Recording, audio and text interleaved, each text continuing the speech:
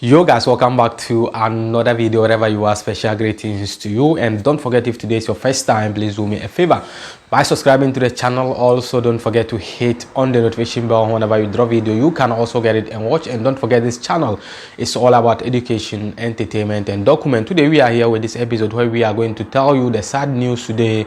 The former president, or the ex-president of Ghana, Rawlings, who has lost his life, who has passed away. And then we are also going to talk about Abubakar Soumahoro and some immigrants going to strike. So guys, without wasting my time, let's do this thing together.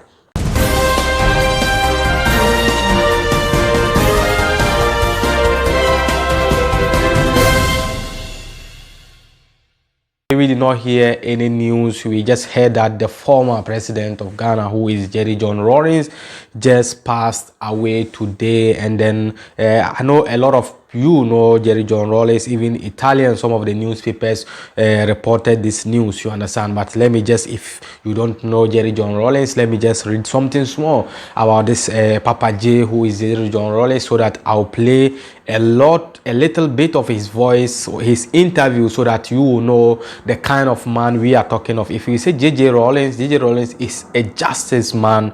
But let me just read here so that you know who this man is. He said, Rawlings, 22nd June 1947 to 12 November 2020. They said, was a Ghanaian military officer and a politician who led the country from 1981 to 2001, and also for a brief period in 1979. They said he led a military junta until 1992 and then served 2 terms as the democratically elected president of Ghana.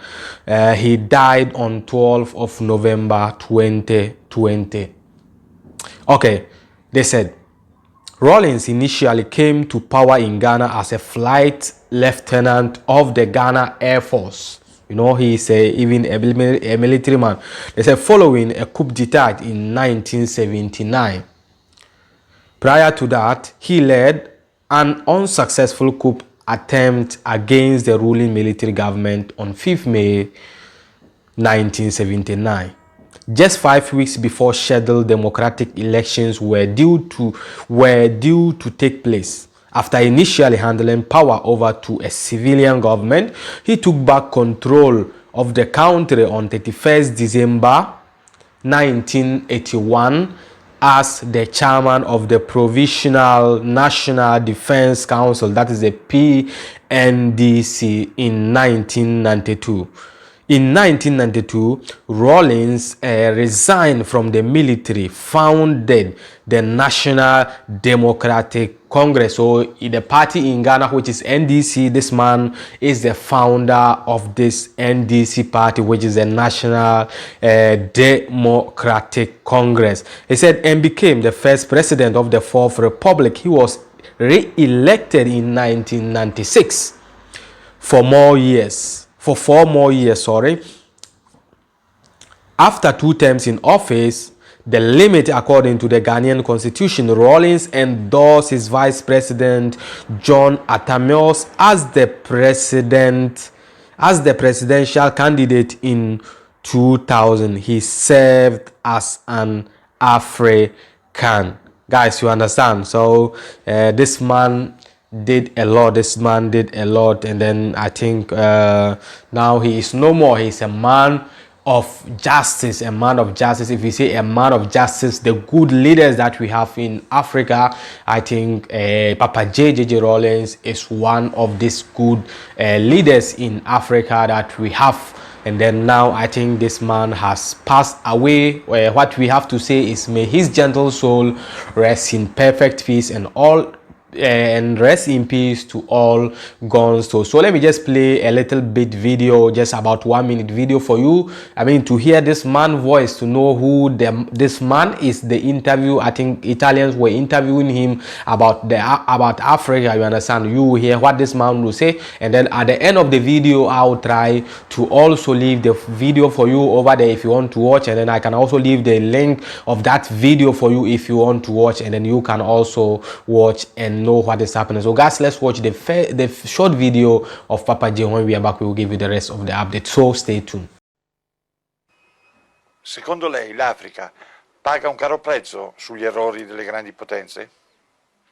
We end up with injustice, we end up with corruption, we end up with poverty, we end up with the worst possible things, we end up with the image. I don't have to tell you the image that you have in Africa. I don't have to tell you. Listen, when I was in office as an Air Force pilot, I went to school and trained in the cities.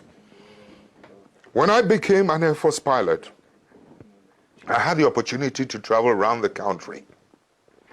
That's when I saw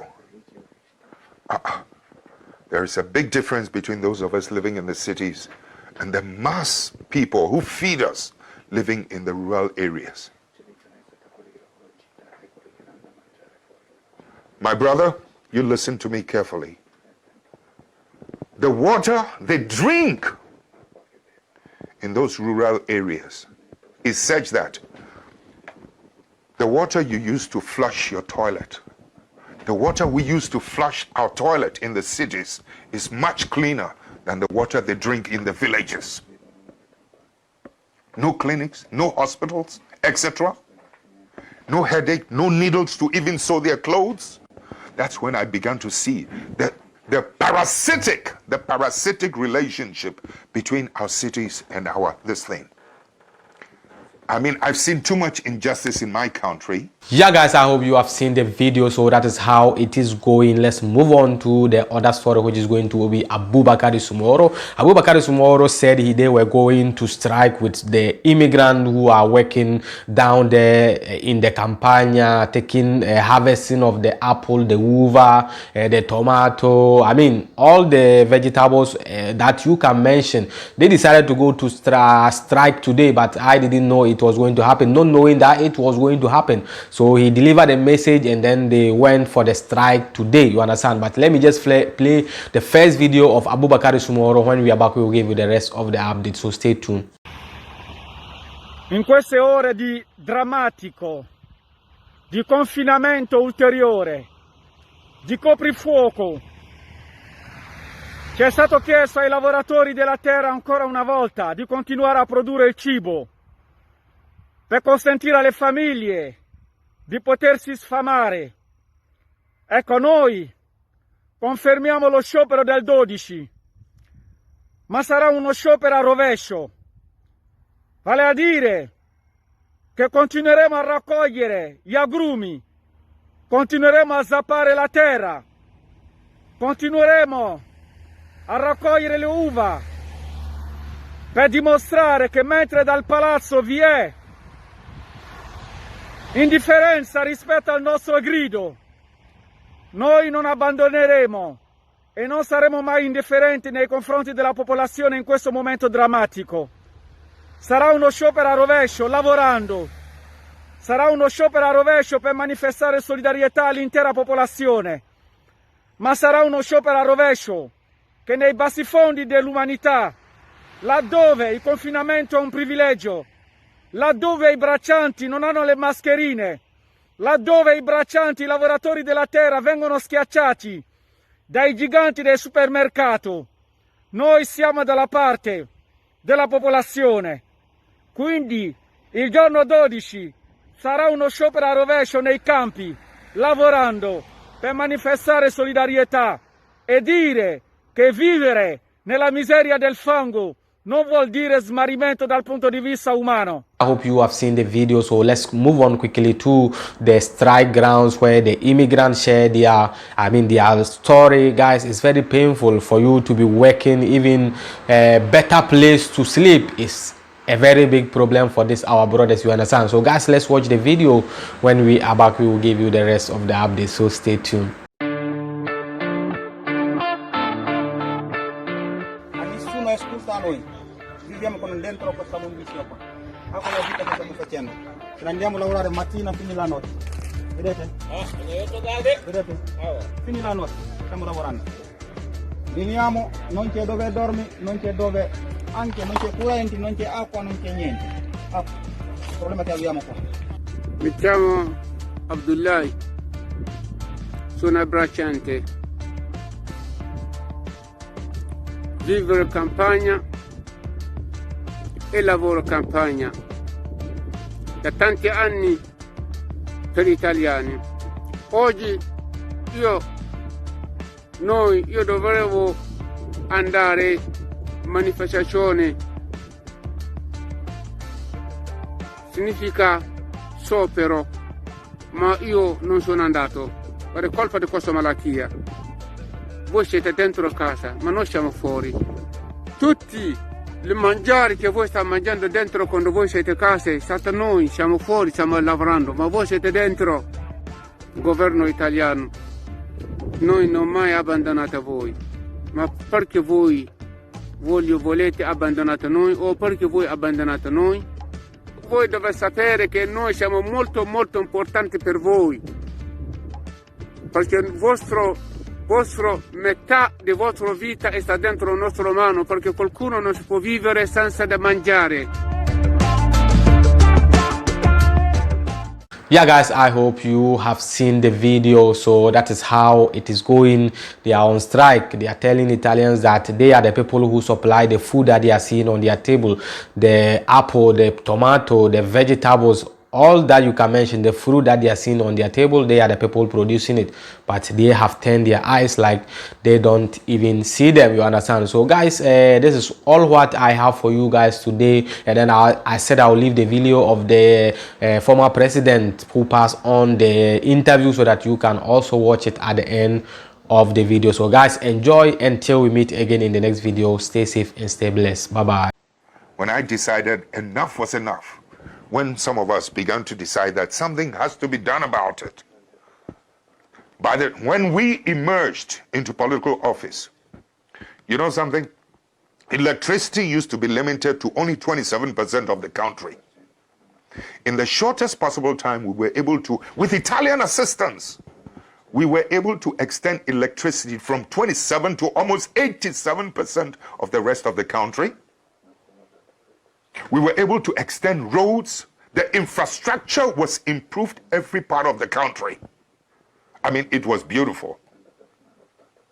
I mean, the energy now goes to every part of the village.